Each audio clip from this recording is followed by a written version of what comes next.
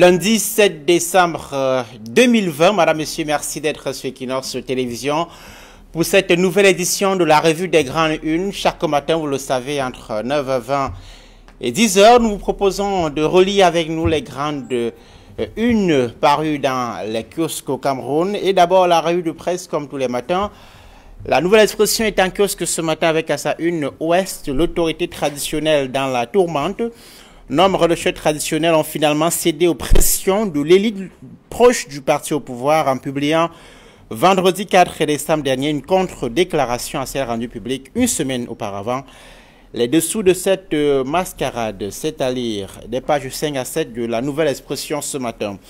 Avec un oreille ce matin de la Nouvelle Expression, élection régionale au SDF aux urnes, des dissidents du Social Democratic Front ont défié le mot d'ordre lancé par Nidjon Fondi des sanctions en perspective, en page 8 du journal ce matin.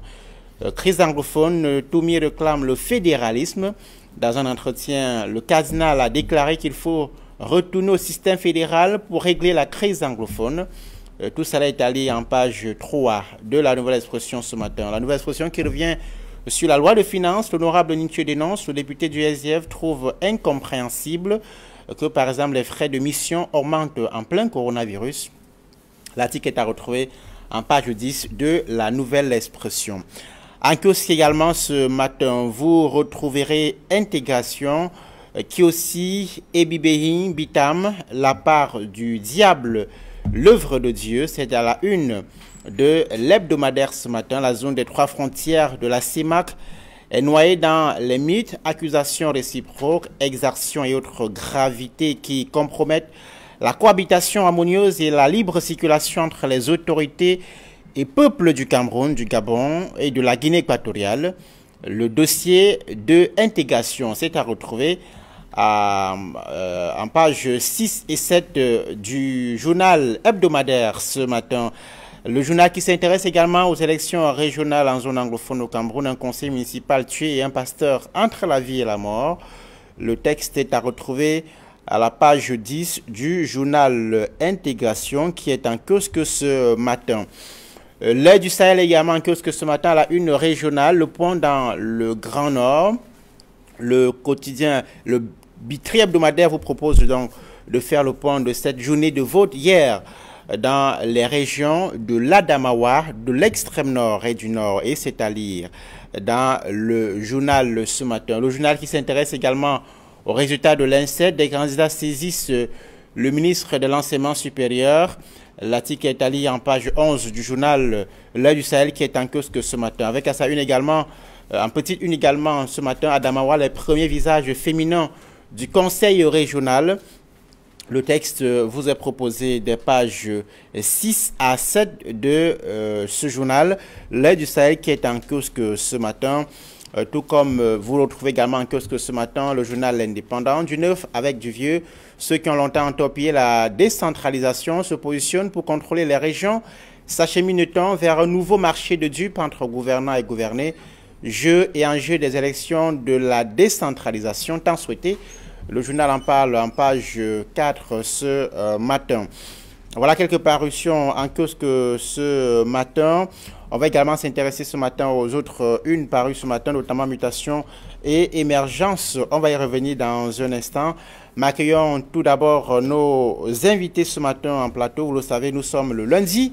Et le lundi, ils sont deux comme chaque jour sur ce plateau de lundi à vendredi. D'abord Bernard Batana. Bernard, bonjour, bienvenue. Bonjour Donald. Bonjour Thierry. Good morning Bakingili. Good morning Akum, Small London. C'est un grand plaisir pour moi d'être là le matin pour parler des choses de la cité. Merci d'être avec nous ce lundi, monsieur le directeur de publication. Notre qui est en face de vous, c'est Thierry Gnopé. Thierry, bienvenue. Merci, Donald Boris. Bonjour également à Bernard Batana, à qui je renvoie la politesse. Bonjour aux téléspectateurs de la revue des Grandes Unes que je retrouve avec beaucoup d'entrain en ce lundi. Merci d'être avec nous, très cher messieurs. Alors, nous allons parcourir avec vous et analyser les grandes unes et principales unes, en tout cas, de la presse nationale ce matin. La Nouvelle Expression s'intéresse à la région de l'Ouest, où l'autorité traditionnelle dit le journal est dans la tourmente. Nombre de chefs traditionnels ont finalement cédé aux pressions de l'élite proche du pouvoir en publiant le vendredi 4 décembre dernier une contre-déclaration a celle rendue publique une semaine auparavant. Le journal analyse ce qu'il appelle les dessous d'une mascarade. Bernard, vous êtes surpris par ce retournement de veste qu'évoque ce matin le quotidien La Nouvelle Expression? Non, on est habitué, on est habitué à ce genre de manipulation. Vous savez, à l'approche des grandes échéances électorales, à l'approche des consultations populaires, il y a pas mal de tractations qui se font en coulisses. Et cette occasion nous permet de remettre au centre quelque chose de fondamental que le régime a pu mettre sur pied, celui des élites. Qu'est-ce qu'on appelle l'élite dans un village, dans une région? Quel est le rôle d'une élite dans une région? Mais à l'évidence, on a eu l'impression qu'on a une élite qui contribue plutôt à manipuler les ressortissants de certains coins du pays, à manipuler même les chefs traditionnels, parce que ça c'est un cas patent de manipulation. Un coup les chefs traditionnels disent que voilà ce que nous pensons, un autre coup, parce que l'élite est intervenue, les chefs traditionnels reviennent sur leurs décisions pour publier un contre-texte du texte qu'ils ont publié à l'avance. Moi je pense que nous sommes en République. Nous sommes en République. La République ne s'encombre pas de ce genre de manipulation. Il faut que les élites soient vraiment des élites de développement et non des élites de manipulation. Alors, Thierry Niopé, vous avez pris connaissance la semaine dernière de cette déclaration des élites de la région de l'Ouest qui ont appelé entre autres à un nouveau dialogue sur la crise anglophone, l'apaisement pour faire face aux crises politiques que traverse le Cameroun, entre autres propositions, une déclaration qui a largement fait écho dans la presse, manifestement, ça a un peu gêné. Disons-le, vu que le 4 décembre dernier, ils ont opéré une nouvelle sortie du côté de Bafoussam pour quelque peu se dédier, parce qu'ils disent effectivement que le document qui est en circulation ne reflète pas véritablement leur pensée.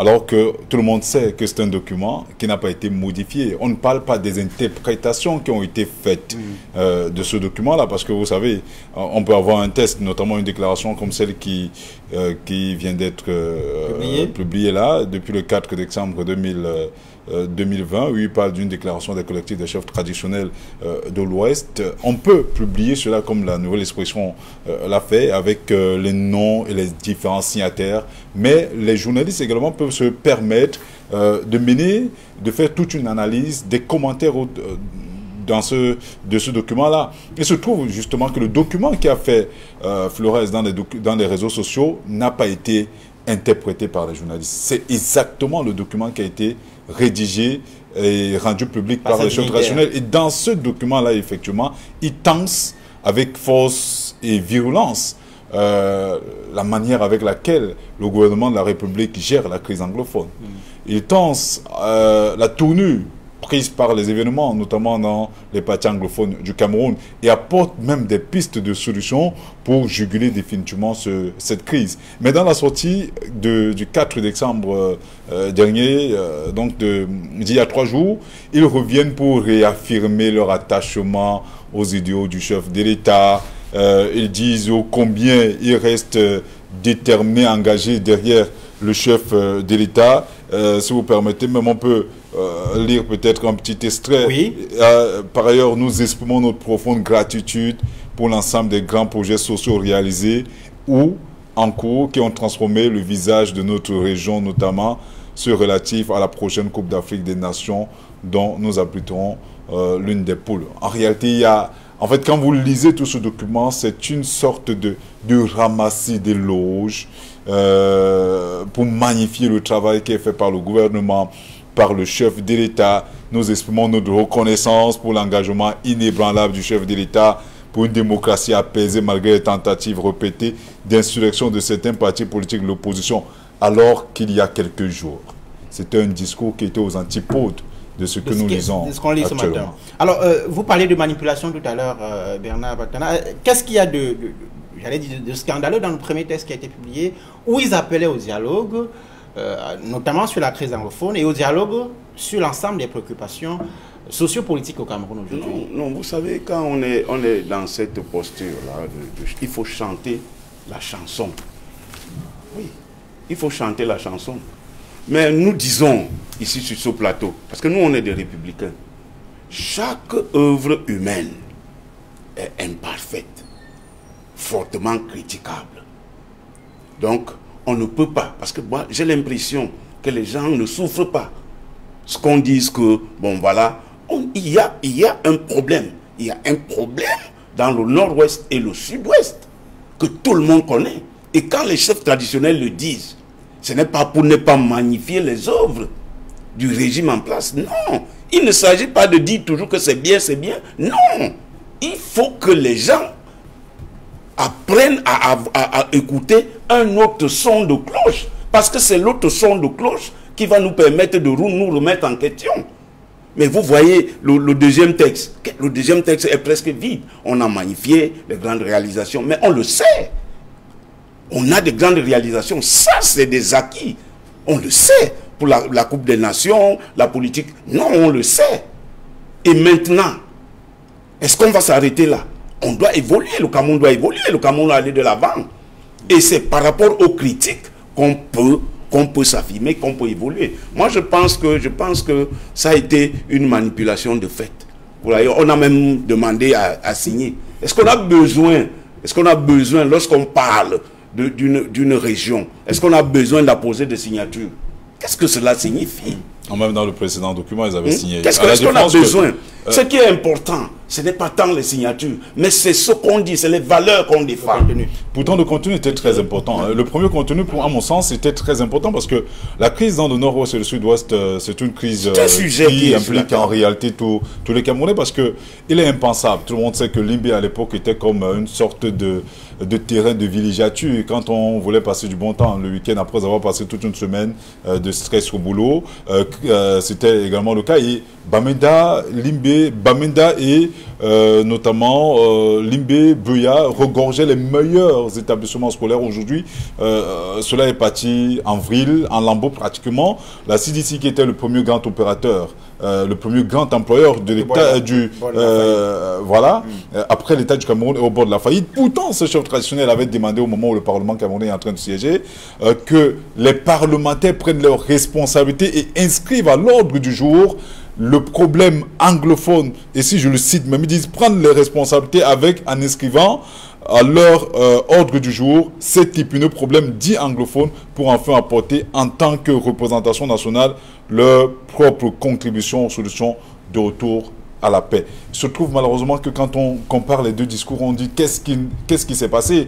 Est-ce qu'on les a tapés quelque part sur le doigt, ce qui ne devrait pas, parce que c'est quand même l'autorité morale au-delà de toute chose. L'autorité traditionnelle qui s'accompagne de l'autorité morale sont des garants de la tradition. En principe, les mots qui minent le Cameroun devraient les toucher au plus haut point, mais il se trouve malheureusement que cette deuxième sortie, à mon sens, est assez maladroite et malheureuse. Bernard, en deux mots, est-ce qu'on peut compter sur les chefs traditionnels pour faire face à cette crise que traverse le Cameroun dans la configuration actuelle? Est-ce qu'on peut compter sur les chefs? Si on peut compter sur le chef traditionnel, nous devons compter sur les chefs traditionnels. Parce que c'est eux les garants de notre tradition. Mais il faut éviter que les apports extérieurs, l'influence extérieure viennent les fragiliser. Parce que manifestement, ce contre-texte-là vient fragiliser tous les chefs traditionnels de l'Ouest. Très bien. On va passer à autre chose. Emos Songom va évoquer la une l'autre une de la Nouvelle Expression ce matin qui évoque ces élections régionales qui se sont tenues hier au Cameroun avec le vote sur l'ensemble du territoire national. Le quotidien Nouvelle Expression évoque dans ce scrutin les IF aux urnes. Pour ce qui est de cette journée de vote, des dissidents du Social Democratic Front ont défié le mot d'ordre lancé par John Frondi. Des sanctions sont en perspective, c'est ce qu'indique ce matin le journal. On devrait sanctionner les conseillers municipaux SIF qui ont voté hier? Oui, mais quand on est au sein d'un parti, il faut respecter la discipline du parti. Et la discipline du parti est impulsée par le président national du parti. Moi, je pense que c'est aussi simple que cela. Si le parti a décidé, il faut suivre la discipline du parti, aussi simple que cela. Et donc, si on ne le fait pas, des sanctions doivent suivre. Parce que ce n'est pas le désordre. On ne va pas instaurer le désordre dans une organisation. Mais Thierry, le SGF a dit boycotter ces élections régionales, mais pas que les conseillers ne votent pas. Je vous rappelle, Bernard, que quand on est élu au-delà de la formation politique. C'est pour ça qu'on parle de représentation nationale pour ce qui est l'Assemblée nationale. Les conseillers municipaux sont là pour représenter la population, pas nécessairement une formation politique. C'est vrai que c'est la formation politique qui les investit. Ils sont censés en principe défendre les idéaux de cette formation politique-là. Mais quand on est déjà conseiller municipal, on y est pour toutes les composantes de la société. Que vous soyez du SDF, que vous soyez du RDPC, quand vous êtes au conseil municipal, vous défendez les intérêts de la population de manière holiste. Maintenant que le SDF ait demandé effectivement que, comme boycott cette élection-là, les conseillers ont pris sur eux leur devoir. Ils ont décidé de faire leur devoir, remplir leur devoir et s'inscrire également dans l'histoire. Qu'on le veuille ou pas, plus de 24 ans après quand même, qu'on attend ces élections régionales et qui devraient, à notre sens, parachever le processus de démocratie ou de démocratisation du Cameroun.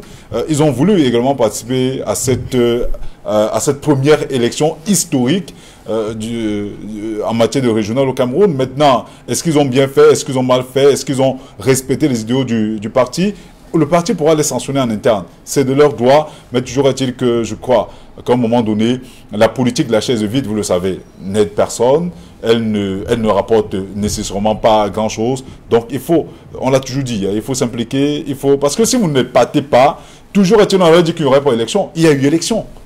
Le MRC n'est pas parti aux élections législatives et municipales. Ça n'a pas empêché qu'il y ait ces élections-là. Le MRC et les autres n'ont pas participé au régional. Ça n'a pas empêché qu'il y ait ces élections-là. Donc, à un moment donné, ça ne sert à rien, justement, de continuer à jouer la politique de la chaise vide. Parce que vous le vouliez ou pas, que vous le souhaitiez ou pas, les choses se passeront sans vous. Rappelez-vous, quand le professeur Maurice Kamto a décidé d'attaquer la vacance du pouvoir en constatant selon lui que le pouvoir était de fait n'était plus détenu par le président de la République, et selon lui peut-être ne pouvait plus exercer ou il était absent totalement du jeu politique.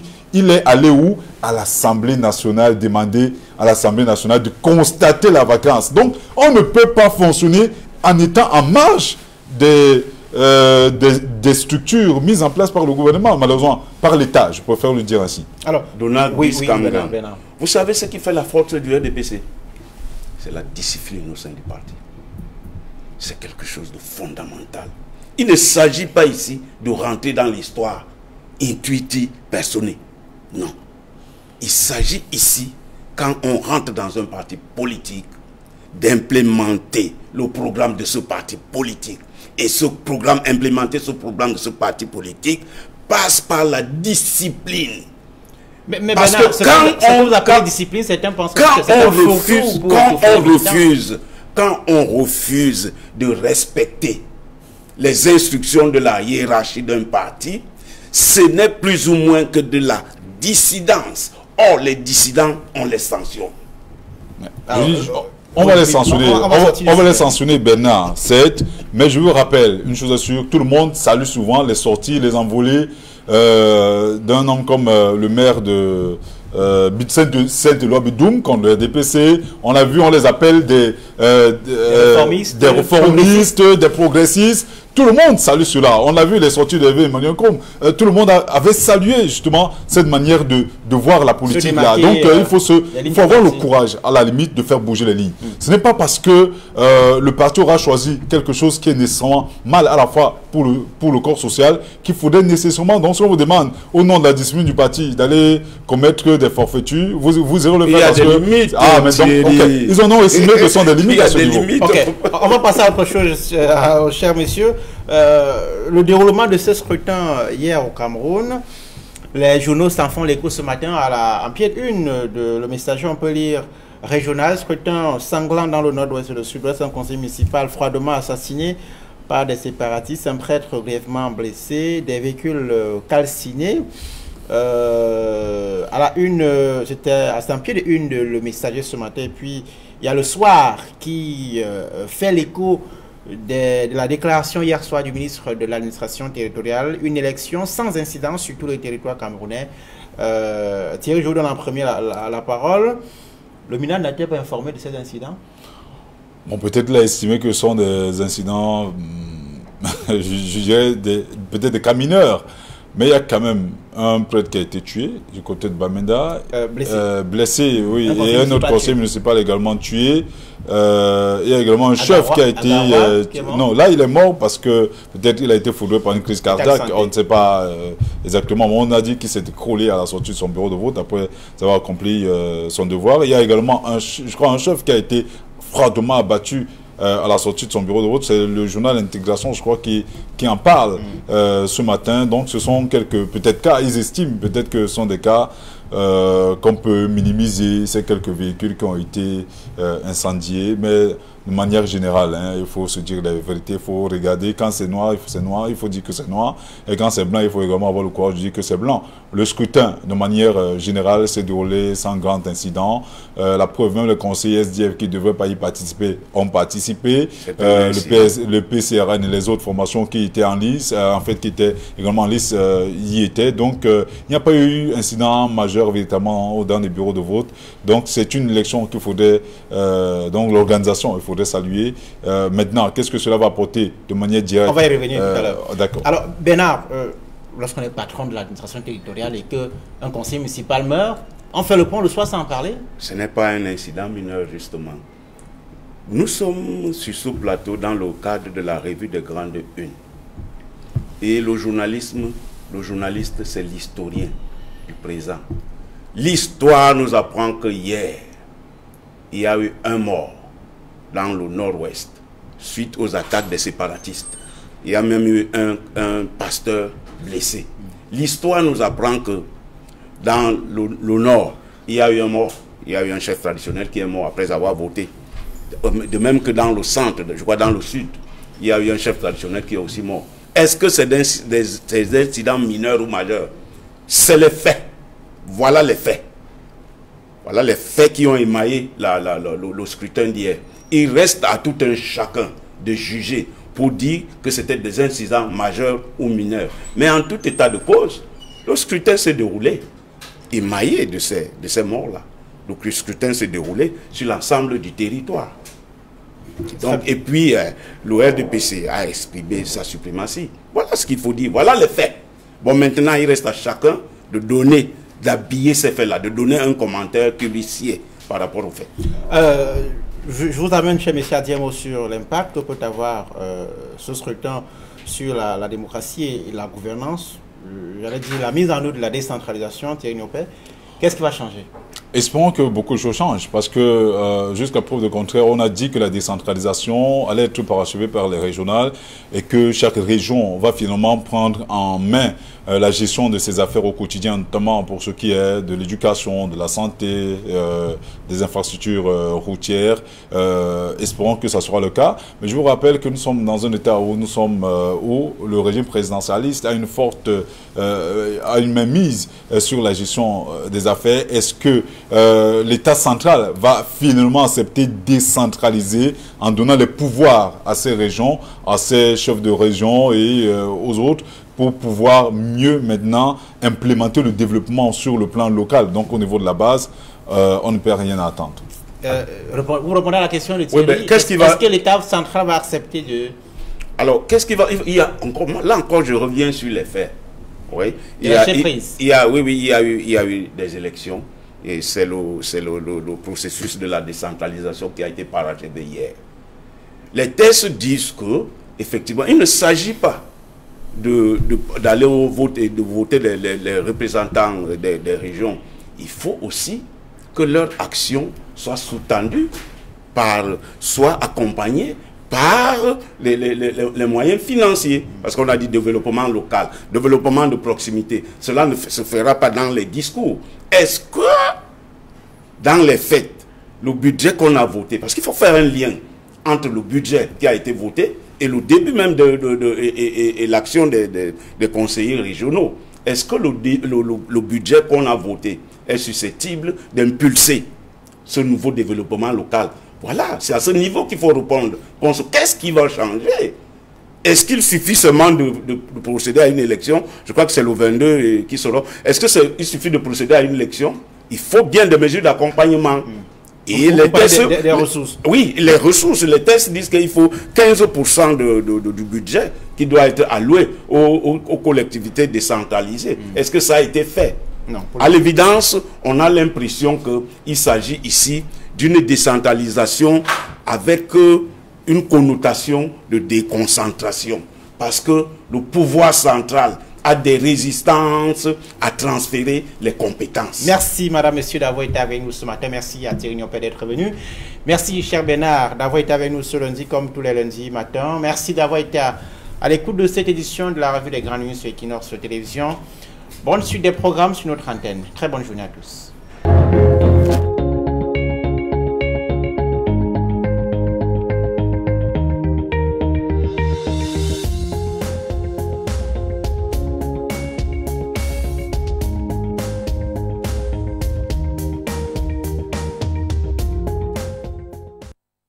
C'est encore Noël! Impatient d'avoir plein de cadeaux, le réveillon de Noël fait déjà rêver de nombreux enfants. Une opportunité en or qui manque à des milliers d'enfants orphelins. Pour souffler la joie de Noël dans les cœurs de tous ces enfants démunis, Radio Equinox et Télévision tendent la main aux âmes de